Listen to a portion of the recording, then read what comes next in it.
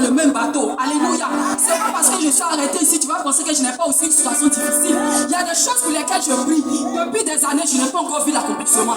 Mais il a eu des moments où je vais jeter l'éponge. Il a eu des moments où j'ai dit Seigneur, toi c'est trop. Il a eu des moments, Seigneur, je vais aller de l'autre côté.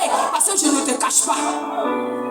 Raison pour laquelle on nous demande de rester fidèles entre frères et sœurs. Parce qu'il y a le moment, Dieu même il sait qu'il y a des moments qui vont arriver, bien aimé. Tu auras besoin de la prière de ton frère et de ta sœur. Tu auras besoin de quelqu'un qui va te soutenir. Tu auras besoin de quelqu'un qui va t'épauler. Tu auras besoin de quelqu'un qui va se mettre à la brèche, à la prière pour prier pour toi. Pour que ta situation déclenche. Hey. Alléluia. Je t'exhorte ce matin à être patient, patiente. Alléluia. C'est dur, c'est dur. Les choses, les bonnes choses arrivent qu'au bout de l'effort et de la souffrance. Alléluia. C'est vrai que tu regardes ton voisin et ta voisine, tu regardes celui-là même qui ne s'est même pas donné à Dieu. Sa vie roule comme des roulettes. Alléluia. Tu vois des personnes qui ne connaissent même pas le véritable Dieu. Mais leur vie est comme un carreau de sucre. Tout est sucré mielleux. Alléluia. Mais ton Dieu ne t'a pas abandonné. Alléluia. La Bible dit dans le livre d'Habakkuk, quelqu'un va prendre pour moi, Habakkuk 2, verset 2. C'est un verset standard que tout le monde connaît. Amen. Quelqu'un va prendre et je vais demander à quelqu'un de me le lire, s'il vous plaît. Gloire à Jésus. Habakkuk chapitre 2, verset 1. Et je me tenais sur la tour. Oui. Je veillais pour voir ce que l'Éternel me dirait. Oui. Et ce que je répliquerai après ma plainte. Yes. Verset 2. L'Éternel m'adressait la parole et il dit, écris la prophétie, grave-la sur la table afin qu'on la lise couramment. Yes. Verset 3. Car c'est une prophétie dont le temps est fixé. Elle marche vers son terme. Elle ne mentira pas. Si elle tarde, attends-la. Car elle s'accomplira certainement. Alléluia. Laisse-moi te dire que cette année ne passera pas sans que tu ne touches le point de la main de Jésus. Hey. Alléluia. Amen, amen. Aidez-moi s'il vous plaît. Alléluia.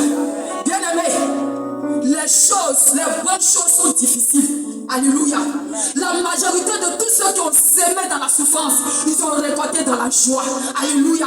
La majorité de tous ceux ou de tous celles qui ont pleuré devant le Seigneur pour une situation quelconque, ça va mettre du temps.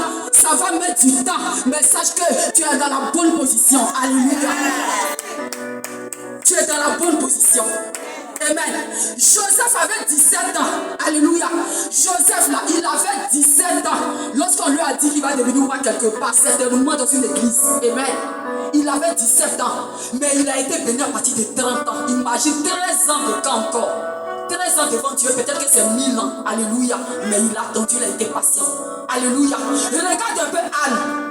Regarde un peu Anne qui n'arrivait pas à enfanter. Pénina se mortifiait. Alléluia. Pénina, oui, elle se moquait d'elle parce qu'elle n'avait pas d'enfant. Certainement qu'Anne était une chrétienne. Certainement qu'elle allait au culte du soir. Certainement qu'elle venait à l'église. Alléluia. Mais Anne priait pour avoir un seul enfant. Elle n'a pas eu. Amen.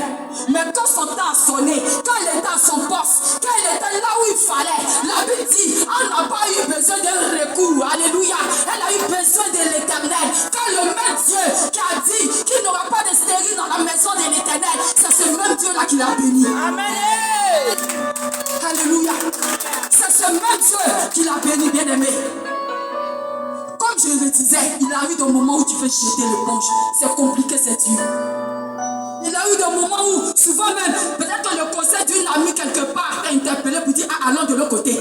Tu es assis, tu es assise. Tu sais de quoi je parle. Alléluia. Mais tu ne sais pas, si tu ne sais pas, faut acclamer Dieu, mais tu acclames aussi ce que tu sais. Alléluia, acclame le Seigneur. Amen. Amen. Tu ne veux pas acclamer. Tu ne sais pas de quoi je parle.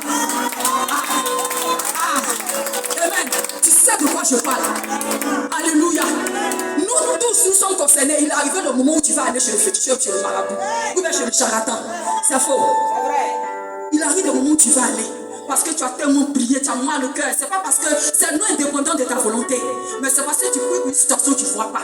Mais le Dieu que nous servons n'est pas limité. C'est vrai, ça prend du temps. C'est vrai, ça tarde. Mais la Bible dit, même si la prophétie tarde, elle s'accomplira certainement.